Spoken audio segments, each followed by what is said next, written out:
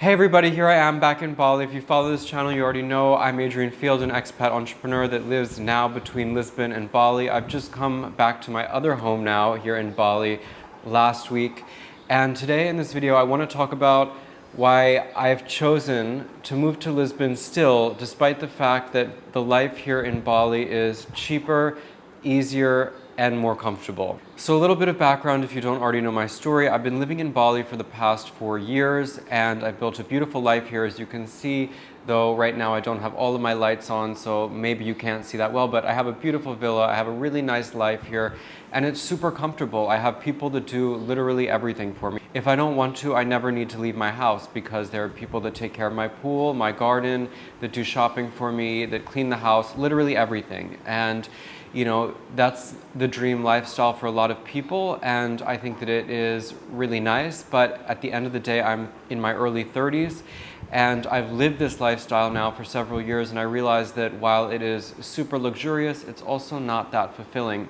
So if you have watched the last few videos that I made while I was in Lisbon, you know that it was an emotional roller coaster for me. I've had ups and downs. I think that it's normal when you're starting a new life somewhere and you literally don't know anybody and you don't even speak the language, which is my case for Portuguese. You know, it's a tough transition, and life in Europe obviously is more expensive, is more complicated. You have to be more self-sufficient. And you would think, okay, well, then why would you even bother to move to Europe if that's the case and you have such a comfortable, nice, easy lifestyle here in Bali? Well, I'm going to tell you. Reason number one is that, you know, after 4 years here, I really have not had great luck at romance. And whether that is me, just my fault, or in a sense just because of who I am, or whether it's because of the location, is maybe up for debate. But after a few months in Europe and spending more time in that since the end of the pandemic, I can say that I have a lot more experiences, a lot more dates. I sleep with a lot more people in Europe than I do here in Bali. And at this point in my life, romance and finding a partnership, a long-lasting relationship is really my top priority, because I've got to a point in my life where I've built a business that's given me a great lifestyle, and now I want to share it with someone. And I just don't think that that is going to happen for me in Bali. And my really, truly biggest fear is that, you know, the time kind of goes by here without you even realizing it. And one day I'm going to wake up and be 40-something years old and still be single.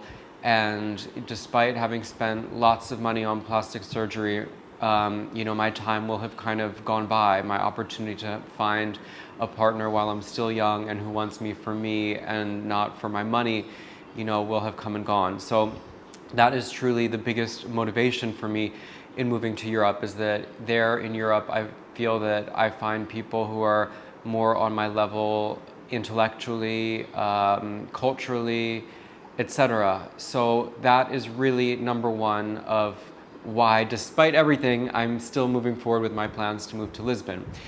Now, another reason is that it's related, I think, to kind of visa and citizenship and all of that. So I'm an American citizen. I have residency here in Indonesia. In this past year, I renewed my KITAS for another 2 years.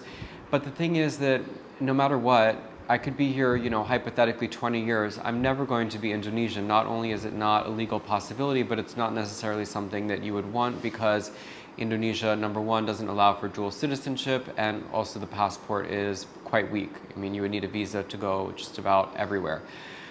On the other hand, after 5 years of residency in Portugal, I can apply for Portuguese citizenship. And it has been my dream since I was 17 years old and a student in France to be a European citizen. And that gives me a lot more options. It's something that I discussed also in a previous video about the fact that I actually want to renounce my US citizenship. And therefore, if I were to have a European passport, that would be a much better situation, because even if, let's say down the line, I didn't want to live in Portugal anymore, that still opens up a world of opportunities within Europe, which is a place that I honestly feel more at home anyway. I speak French, I speak Spanish, of course I'm going to learn Portuguese, I studied Italian so I can understand Italian, so I'm very European in my heart and in my soul and kind of in my mind anyway, and I feel like I belong there much more than in Asia, where it's very obvious that I'm someone who, you know, it's not my culture and it never will be. And even though I've learned Indonesian and I've had, friendships and relationships with local people. It's just something where I am always kind of the other. And in Europe, I feel, Europe is one kind of large European community that I feel, again, that I fit into much better than here. Now let's talk about lifestyle comparisons in general. It's kind of hard to compare what it's like living here in Bali versus what it's like in Lisbon specifically, where I've been the last 3 months. So obviously in Lisbon, I'm totally self-sufficient. I do my own laundry. I actually bought a drying machine because I am not so European in the sense that I like to just hang my clothes to dry, but I do my own dishes, again, with a washing machine, which I don't have here. I don't have these facilities here in Bali, which is kind of why you need a person to do them, because you don't have dishwashers generally. You don't have a machine in your house unless, I don't know, I mean, you could buy one, but very few people have them here in Bali. Anyway, so I do my own grocery shopping.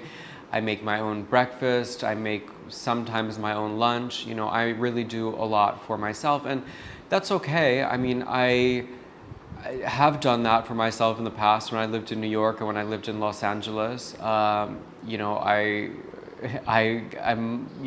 vacuumed my own floors, for example, and I did things like that. I mean, growing up, I did have a housekeeper, so it's not as if in that sense, I'm not necessarily used to, especially again over the last 7 years of the places where I've lived, Indonesia, Thailand, Mexico, having to do house chores for myself, but I'm capable of doing it. Obviously in Lisbon, when I'm back there, I will hire a cleaning lady or a cleaning person, I don't know what is the politically correct term nowadays, to come at least once a week and just kind of do a general deep clean. But I don't have an issue of doing things for myself, especially when you're aided by a machine, when you have a washing machine, when you have a dishwasher, and it's not that intensive.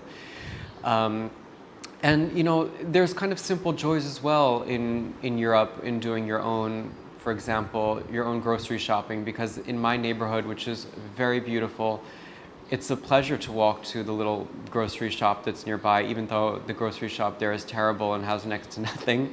I'm kind of contradicting myself now that I'm thinking about it. But little things are much kind of nicer there in Europe. For example, just being able to walk around, which is something that I love and that you can't do here in Bali. In Bali, you need to get on your motorbike or get in a car to go everywhere because it's not a pedestrian-friendly place. The fact that in Europe, generally, at least in Lisbon, you have clean air. That's not so much the case necessarily in Bali. These are things that maybe we take for granted in the West, having access, for example, to drinkable water from the tap and those kinds of things. Whereas here, even with a filter on my shower, still after I wash my hair, it almost kind of feels dirtier. So, these kinds of things, they sort of balance out. And to be honest, there's so much that I do love about living in Bali. Again, the comfort here, the fact that I get on my Vespa and the gym is 1 minute away, and the gym is much nicer than the gym that I go to in Portugal, which has like one machine for each thing, and it's always busy, and I have to walk there, and the walk is 20 minutes. Like, it's not convenient is basically what I'm saying. Life in Lisbon for me is not convenient, and it's very, very convenient here in Bali. But even with that convenience, that is not what life is about. I think that life, at least for me, is about finding romance, it's about experiencing love, it's about growing as a person. And in Europe, I'm actually very challenged. And those challenges, I think, are helping me to grow, to kind of really take a deep look at myself. Because as I mentioned before in a previous video, here in Bali, I'm really able to kind of distract myself and not have to look at myself so much. There are constantly people coming and going, taking care of my house and taking care of me. I have my dog here, and hopefully I'll move him to Lisbon with me as well at some point. But there's enough kinds of distractions and enough comfort that you don't have to take a real look at yourself. And the thing is, in Lisbon, I find myself very much just coming face to face with myself, because often I'm all alone in this apartment that I have, and just kind of with my thoughts. And I'm also in the process of building a life there, so I don't always have things to do with friends. Though one of the things that really encouraged me, and again why I'm moving to Europe despite all of the comfort and the luxury in Bali, is that after 3 months there, I actually was able to have a going away party and have friends that I had met over the 3 months come. And after 4 years of living in Bali, honestly, I have one friend here. 4 years. So I know that the problem is not me. The problem is Bali. It's that I don't connect with people here. Whereas in Europe, I connect much better with people. That within the 3 months, I would say I made 5 or 6 people that I really enjoy, that I want to see, that I want to have as real friends in my life.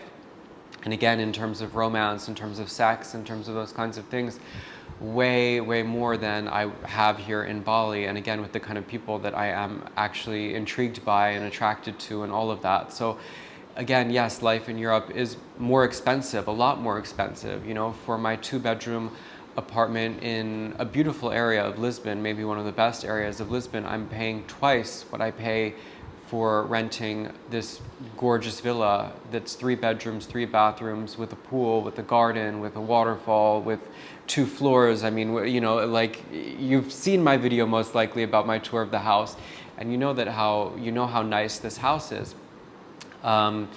Even the things, for example, you know, there's a cost of living crisis, as many people know, in Europe. And I think that my electric/gas bill for the last month that I was there, where I just had the heat on all the time because it was cold, it was like 250 euros. And here in Bali, even with the air conditioning running in my bedroom kind of at least 12 hours a day, I don't pay more than, I definitely don't pay more than $80 a month in electric bills. And that's even with the pool pump and, you know, everything else running. So, you know, yes, it's much more expensive to live in Europe, but, you know, the trade-off is, again, you get some basic kind of luxuries in a sense, like clean air, clean water, you know, nice, beautiful streets to walk on, though Lisbon could do better at kind of maintaining its cobblestones because it's not so great either. But anyway, generally better infrastructure, obviously, in Europe than here in Bali, where, you know, every time you get on the motorbike, you are really risking your life. That's the honest to God truth. I mean, it's a dangerous place to ride a motorbike, it's a dangerous place to drive a car, etc. So, you know, in Europe in general, you have those kinds of basic things that your tax dollars are going to pay for. Another example, I had something that happened to me health-wise in Lisbon, and I was shocked at how efficient and cheap the healthcare is. I don't exactly want to get into what it was because it's a bit embarrassing, but suffice it to say, you know, it showed me that, you know, the taxes that people pay in Europe to maintain their free healthcare system are actually quite nice. And as an American, it really surprised me because if I were living in America nowadays, as a self-employed person, I would be paying hundreds and hundreds of dollars a month to have some basic health insurance plan. So yes, you know, you're paying 23% VAT in Portugal, which makes everything stupidly expensive. But, you know, if part of that goes to paying for healthcare, then I think at least that's worth it to know that you get quality healthcare, that when you need to go to the pharmacy to get medication, it costs next to nothing. So those things to me are worthwhile. And again, I'm looking at it truly as an investment that, you know, after 5 years of residency living in Portugal, I can actually become a European citizen. That is very worthwhile to me.